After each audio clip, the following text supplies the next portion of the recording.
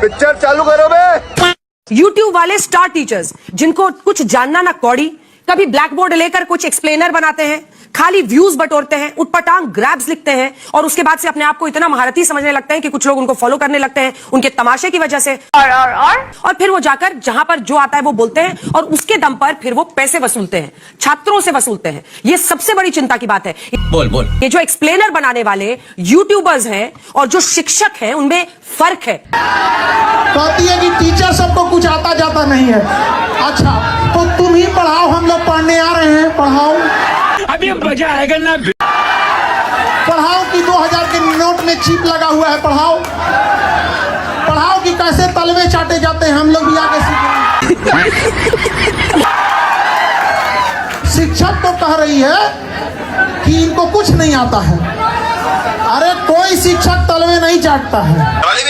गजब बेइज्जती। अभी हुआ क्या था ना, एक बार हम अभी अंजना का एक वो देख रहे थे न्यूज। तो 79 और 1980 के दशक में खमैनी थे वहां पर और खोमैनी थे और अमेरिका में विवाद हो गया। क्या बात कर रहे हैं? तो 1980 में ना ईरान ने क्या किया था, उसके राजदूतों को गिरफ्तार कर लिया। तो अंजना ने करी ब्रेकिंग न्यूज, ईरान ने अमेरिका के राजदूतों को कब्जा कर लिया। कब हो गया ये? हम देखेंगे भाई फिर कब्जा कर लिया क्या। तब पता चला 1980 का न्यूज 2026 में बता रही थी और कह रही है कि आजकल का तू कौड़ी का टीचर को ज्ञान नहीं है। भाई तू अपन ज्ञान अपने पास रख। चलनी कहे सूप से बहुते छेद सूप में है। भाई भारत का कोई भी टीचर चाहे आज 10 बच्चों को पढ़ा रहा है या चाहे 10 लाख बच्चों को पढ़ा रहा है, वो बच्चों को पढ़ा रहा है, अपने से कोशिश कर रहा है। स्कूल में जाके देखो, गाँव में देखो, छोटे लेवल हो, मिडिल लेवल हो या बड़े लेवल, हर टीचर ईमानदारी से मेहनत कर रहा है कि नहीं कर रहा है। और क्या कह रही है, वो कौड़ी के टीचर मतलब ज्ञान है नहीं आप। वाह। और अभी तो रुको,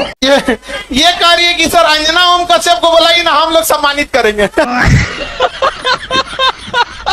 अंजना की बच्ची कह रही है कि यूट्यूब टीचर्स को 2 कौड़ी का ज्ञान नहीं होता। यूट्यूब वाले स्टार टीचर जानना ना कौड़ी, कभी ब्लैक बोर्ड लेकर कुछ एक्सप्लेनर बनाते हैं। रुको जरा, मैं अपनी बात करूं तो 5 बार सरकारी नौकरी निकाल के यूट्यूब पे फ्री पढ़ाने निकले थे और आज भी अभिनय में ऐप खोल के देख लीजिएगा, किसी कोर्स का कोई प्राइस नहीं है। क्या बात है सर, क्या बात है सर। देख लीजिएगा खोल के। हमने शिक्षा को फ्री बनाया और तमाम ऐसे शिक्षक थे जिन्होंने शिक्षा को अफोर्डेबल बनाया। कोचिंग किस दौर में नहीं थी? Good question. किस दौर में कोचिंग नहीं थी बताओ मुझे। मैं एक सवाल तुमसे पूछना चाहता हूं अंजना, आप कहने लायक आप हो नहीं। बात तो सही है कि अगर YouTube टीचर्स को कुछ नहीं आता तो जो लाखों बच्चे JEE NEET, SSC, bank, railway, UPSC, JEE NEET और अन्य परीक्षाएं निकाल रहे हैं, उन्हें पढ़ा कौन रहा है? चाचा तुम्हारे। हम ही लोग ना उनको दिशा दे रहे हैं। हम जैसे लोग जहां एक हफ्ते में 5 से 10 लाख लोगों के सवालों के जवाब देते हैं, तुमने हमें 2 कौड़ी का बता दिया। शर्म है कुछ? और जो वर्षों से तुम प्राइम टाइम के नाम पे देश की समस्याओं पे बहस करके नफरत फैला रही हो, उसका क्या?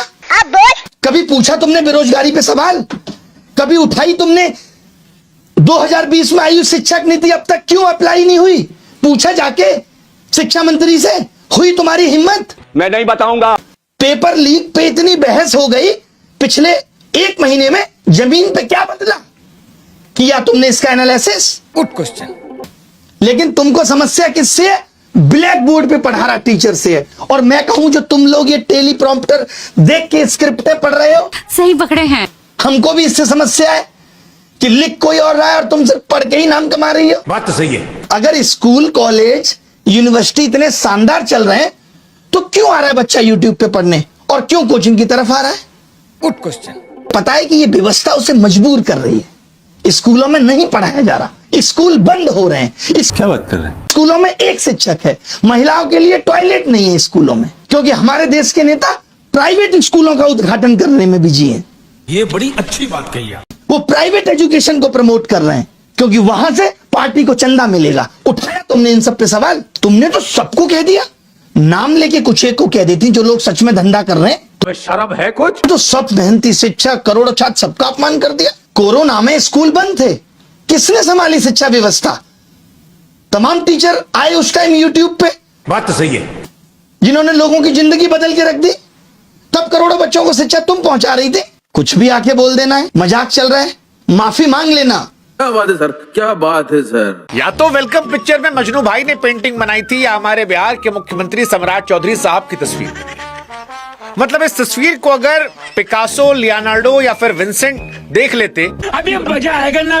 तो मां कसम अपना ब्रश उठाकर वहीं तोड़ देते और मुझसे कह देते कि सुभान अल्लाह। सुभान अल्लाह क्या हुनर है। मतलब इस कलाकार ने तो इंसान की शक्ल को इमेजिनेशन पर छोड़ दिया है। हाँ, कैमरे के सामने जैसे ही बिल्डर संजीव श्रीवास्तव ने बड़े गर्व से तस्वीर उठाई, कुछ पल के लिए तो सम्राट चौधरी भी सोचे कि भैया इसमें हम हैं कहां हैं हम।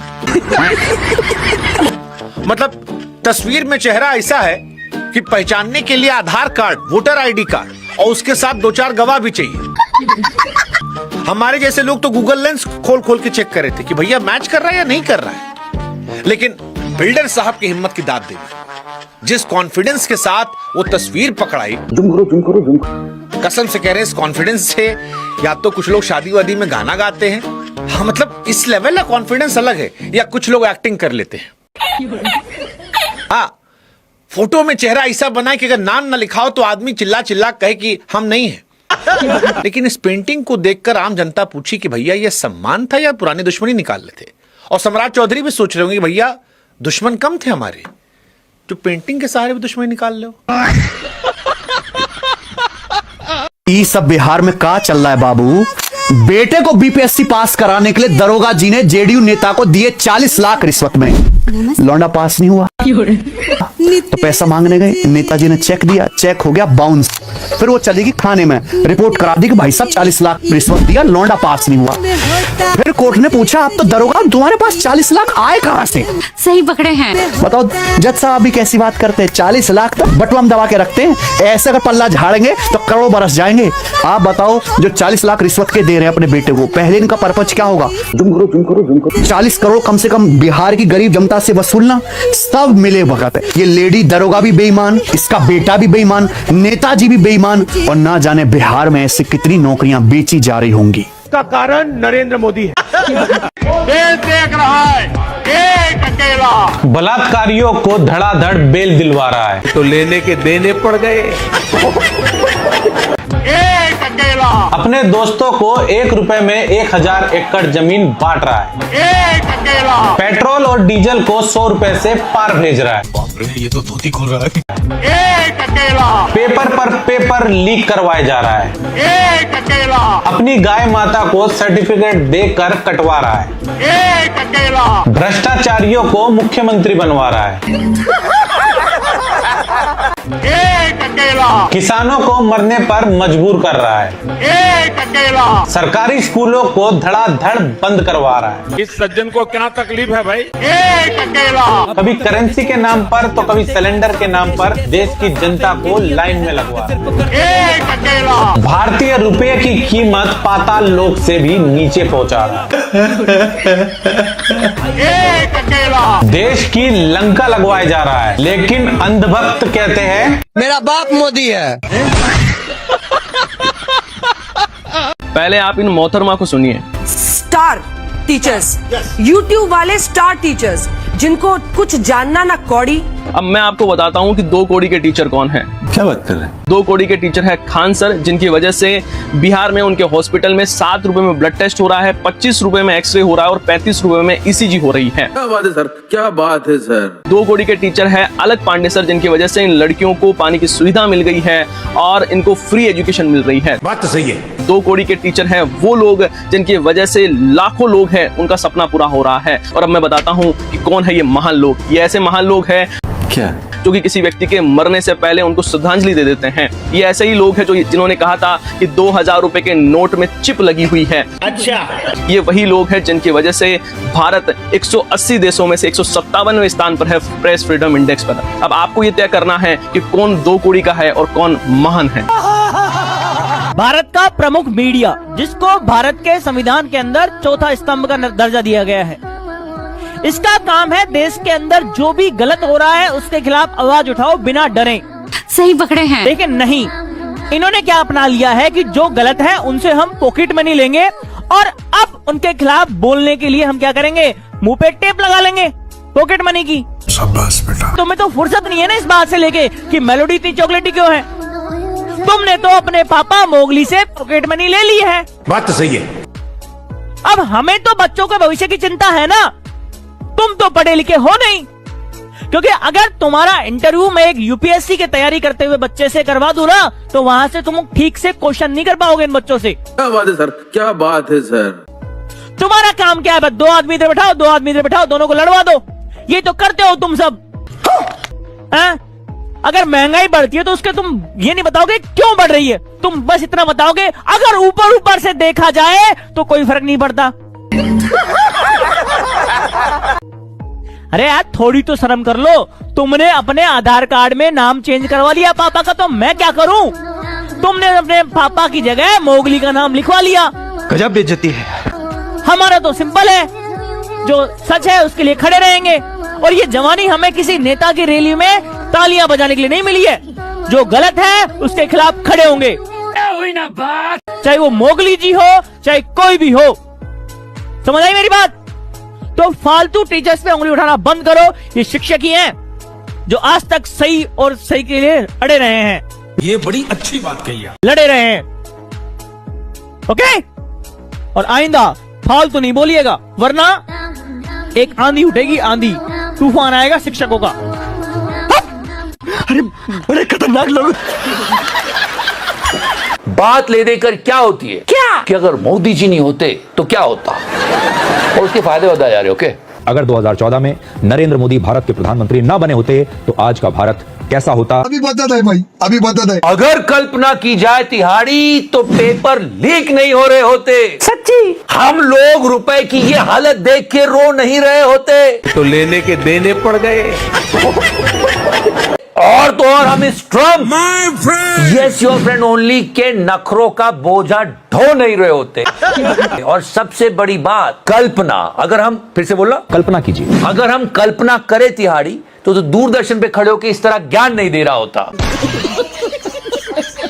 क्या देशभक्ति? मैं पैदल ही चलूंगा। मैं पैदल ही चलूंगा। ज्यादा अच्छा है, ज्यादा प्रॉफिट है पैदल चलना। पढ़े हुए कामों से कोई खास दिक्कत, समस्या, खुशी और गर्व महसूस कर रहे हैं? मैम बहुत खुशी है। अभी मजा आएगा ना। बहुत खुशी है। पूरा देश बर्बाद करने में मैं भी पूरा सहयोग दूंगा। अच्छा। बिल्कुल बिल्कुल मैम, मैं बीजेपी के साथ हूँ। जब तक देश बर्बाद नहीं होगा मैं साथ रहूंगा बीजेपी के। यूं ही थोड़ी मिल जाता दलाल पत्रकार का खिताब। देखो ध्यान से सुनो पहले से। वैसे अगर ऊपर ऊपर से देखा ऊपर से जाए तो देखो। 7 रुपए के इजाफे से कोई बहुत बड़ा फर्क नहीं पड़ता। उदाहरण के तौर पर दिल्ली में बाइक चलाने वाला महीने में औसतन 30 लीटर पेट्रोल खर्च करता है। 30 लीटर पेट्रोल। दाम बढ़ने से पहले पेट्रोल की कीमत 94 रुपए 77 पैसे थी। ठीक है। इस हिसाब से उनका महीने का खर्च 2843 रुपए बैठता है। मैम का झूठ बोलो। आज से दिल्ली में पेट्रोल 102 रुपए 12 पैसे मिल रहा है, यानी महीने में उन्हें अब 3063 रुपए खर्च करने होंगे। इनका मतलब है कि 7 रुपए पेट्रोल बढ़ गए हैं तो मात्र बाइक वाले को 221 रुपए महीने का खर्च करना पड़ेगा। अरे भैया, मैडम जी कहाँ कैसा गणित इस्तेमाल कर रही हो? अभी मजा आएगा ना। वर्ल्ड प्रेस फ्रीडम इंडेक्स में ऐसे ही थोड़ी आते हैं 157 नंबर पे, ऊपर से देखते हैं बस, क्योंकि ये इसीलिए आते हैं। बीजेपी सरकार है, ये सबसे बड़ी चोर है। इसमें तो सबसे पहले 90% जो भी हैं अनपढ़ लोग भरे हैं। जैसा कि आप लोग देखे होंगे संसद में बिहार की एक मंत्री थी, उनको शपथ लेना था, वो हिंदी नहीं पढ़ पा रही थी। सही पकड़े हैं। ये बताइए, जब एक क्लर्क की नौकरी जब लेना पड़ता है लोगों को तो 10वीं पास होना चाहिए उसको, और यहाँ पे देश चलाने के लिए अनपढ़ भी चला सकता है। अच्छा। मोदी जी 4 प्रकार की बात करते हैं, कहते हैं कि हम 50 मुसलमानों के बीच में रहते थे, और योगी जी कहते हैं कि 4 मुसलमानों के बीच में भी एक हिंदू है तो वो सेफ नहीं है। तो लेने के देने पड़ गए। हम मोदी जी अलग एक ही पार्टी के हैं लेकिन अलग अलग बात कर रहे हैं, तो ये इन लोग की दिखाता है कि कितने चोर टाइप के ये लोग हैं, और यहाँ पे जनता को भिड़ा रहे हैं, आपस में जेनजीस की बातों को दबा रहे हैं। क्या बात है सर, क्या बात है सर।